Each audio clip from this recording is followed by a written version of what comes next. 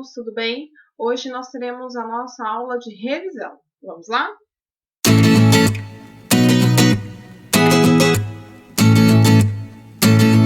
Nós temos um sumário dos temas que serão abordados nessa revisão.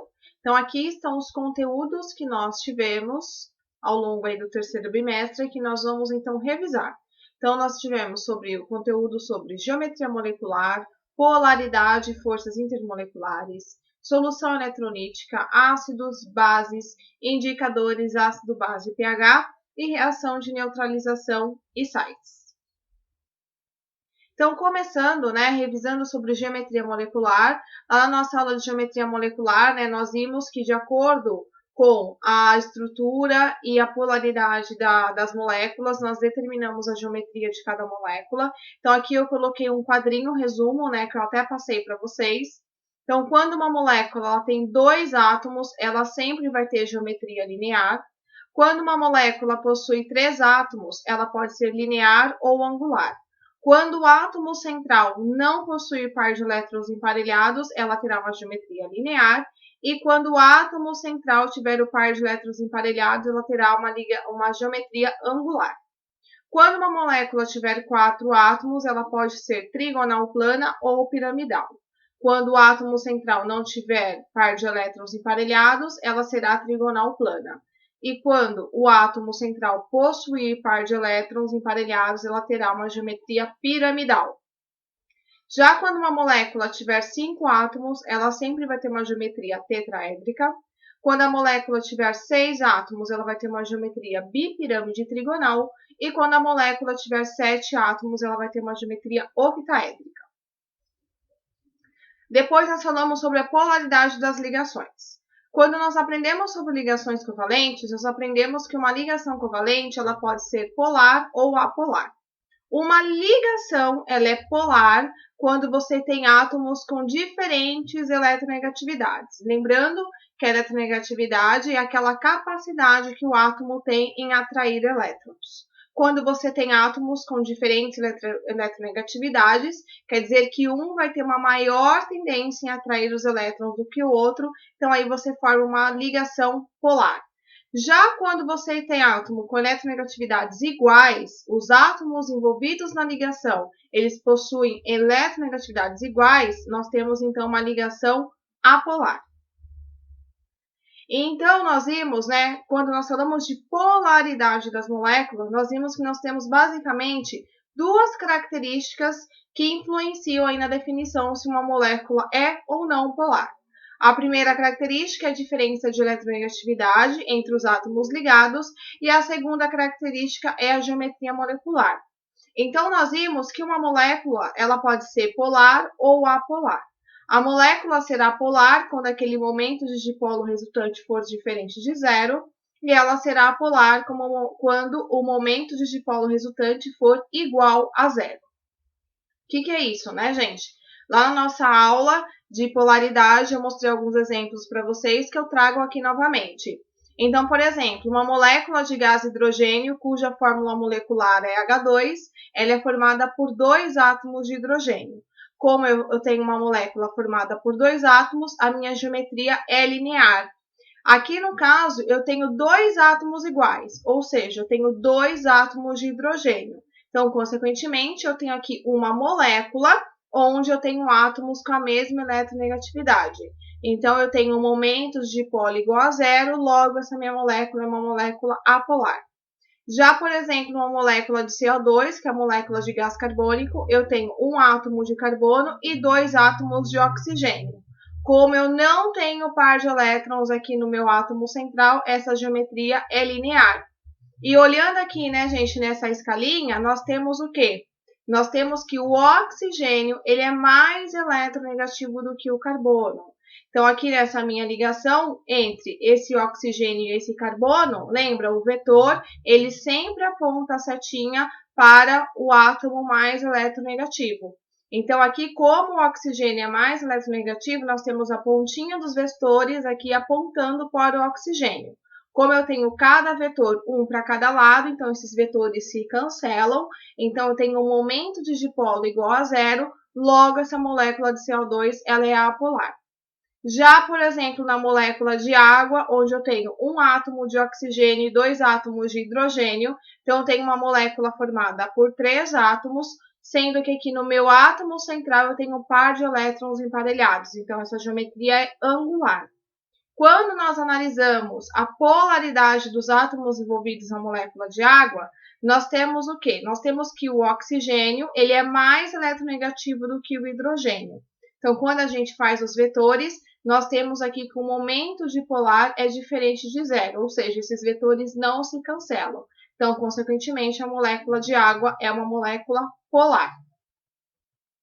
Nós vimos também sobre as forças intermoleculares. Então, eu apresentei 4 tipos de forças para vocês. Então, a primeira que nós vimos é a força de polo induzido, também conhecida como forças de London. Essas forças de London, gente, elas são forças atrativas que acontecem entre moléculas apolares. Vimos a força de polo permanente, que são forças atrativas que ocorrem entre moléculas polares. E nós vimos também a interação íon-dipolo, que é uma força intermolecular que ocorre entre uma molécula polar e entre um íon. E, por fim, nós vimos as ligações de hidrogênio, que são interações de alta intensidade que acontecem entre dipolos, ou seja, entre moléculas polares, onde o polo positivo é hidrogênio. Lembrando, gente, que a ligação de hidrogênio é uma força intermolecular que acontece entre moléculas polares, só que elas acontecem em moléculas onde nós temos hidrogênio ligado a flúor, oxigênio ou nitrogênio.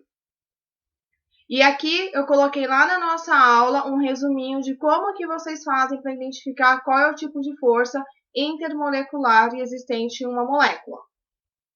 Depois nós aprendemos sobre solução eletrolítica e não eletrolítica. Então nós vimos que as soluções podem ser eletrolíticas ou não eletrolíticas. Uma solução eletrolítica é aquela solução que conduz eletricidade porque ela apresenta íons livres. Já uma solução não eletrolítica é uma solução que não conduz eletricidade porque ela não apresenta íons livres. Então, nós vimos, gente, que a solução eletrolítica, que é aquela solução que conduz eletricidade, ela é formada por eletrólitos. O que são eletrólitos? Os eletrólitos são as substâncias que conduzem corrente elétrica quando são dissolvidos em água. Um eletrólito será iônico quando ele apresentar ligação iônica. E o eletrólito será molecular quando ele apresentar ligação covalente.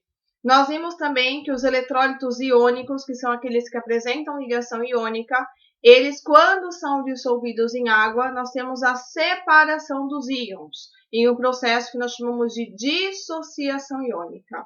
Já quando, por exemplo, né, gente, que é o que acontece aqui com o sal. Quando nós dissolvemos o sal, que é um composto iônico, ele se dissocia em água, formando Na+ e Cl-, e o nome desse processo é dissociação iônica.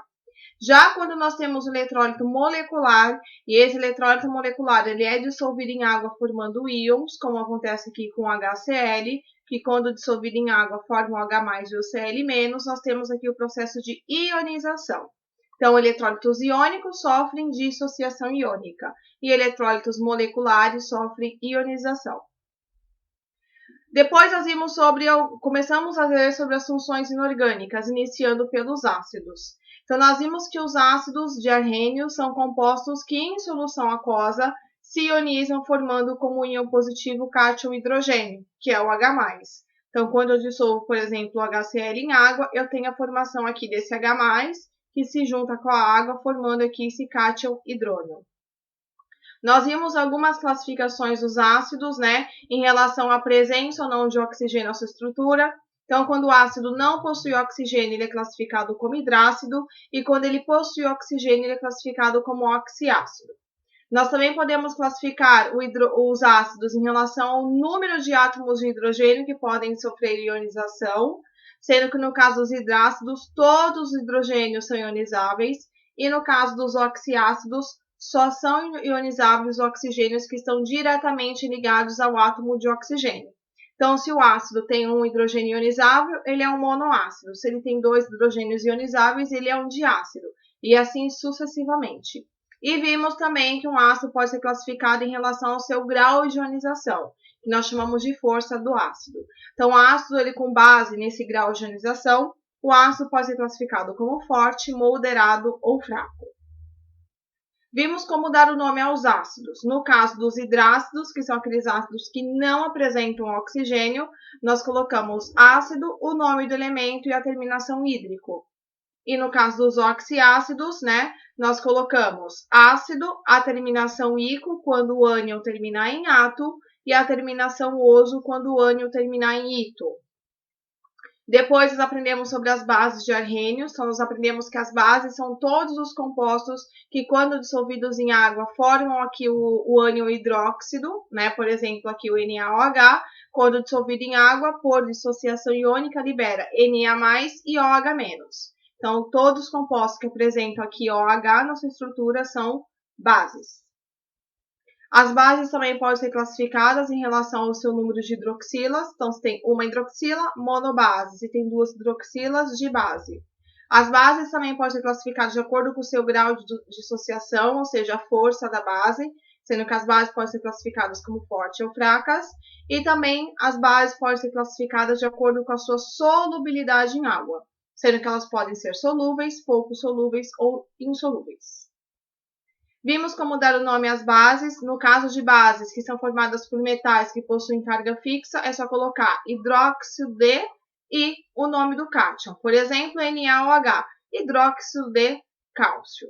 Já quando eu tenho bases que possuem carga variável, lá na aula eu ensinei para vocês que vocês devem ver qual é a carga do metal. E nós podemos dar dois tipos de nomes, né? Ou nós colocamos hidróxido de, o nome do cátion, e colocamos a carga do cátion em número romano, ou nós podemos utilizar aqui algumas terminações. A terminação oso, quando tiver o cátion de menor carga, e a terminação ico, quando tiver o cátion de maior carga. Por exemplo, eu tenho aqui FeOH2 e FeOH3. No FeOH2, a carga do ferro é mais 2. Por quê?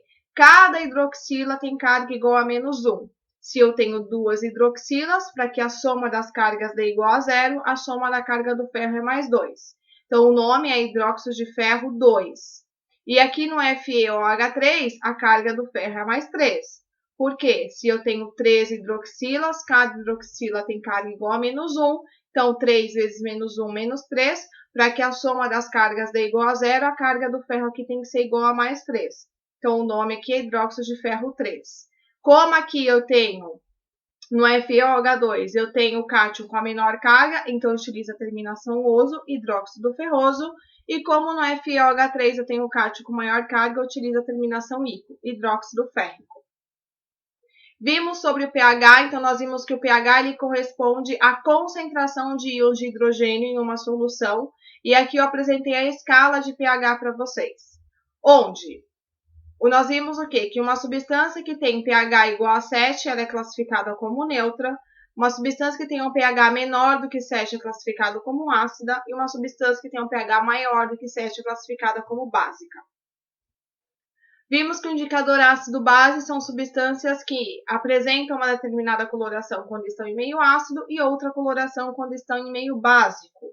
Apresentei para vocês alguns indicadores ácidos-base comerciais, como a fenolftaleína, o papel de tornazol e o verde de bromotimol, e apresentei para vocês alguns indicadores ácido-bases naturais, como as flores e o repolho roxo, né? Aqui no caso das flores eu dei o exemplo das hortênsias, que de acordo com o pH do solo ela vai ter uma cor diferente, e o repolho roxo que nós fizemos na nossa atividade prática. Por fim, nós tivemos nossa aula sobre sais, onde nós vimos que os sais são substâncias iônicas formadas a partir de uma reação de neutralização. A reação de neutralização é uma reação entre uma base e um ácido formando um sal e água. Por exemplo, HCl, que é um ácido, porque tem aqui o hidrogênio, o NaOH, que é uma base, porque tem aqui a hidroxila, formando o sal e a água. Como que eu sei a fórmula do sal formada, pessoal? O cátion do sal, que é sempre o primeiro elemento que aparece aqui na fórmula, ele sempre vai ser o cátion da base. Então, aqui no caso é o Na. E o ânion do sal, que é aquele íon carregado negativamente, que é sempre aqui o segundo elemento ou o segundo grupo que aparece na fórmula do sal, ele sempre vai ser aqui o ânion do ácido. Na hora de dar o nome dos sais, o nome é a ordem inversa do que aparece na fórmula. Na fórmula, primeiro aparece o cátion e depois aparece o ânion.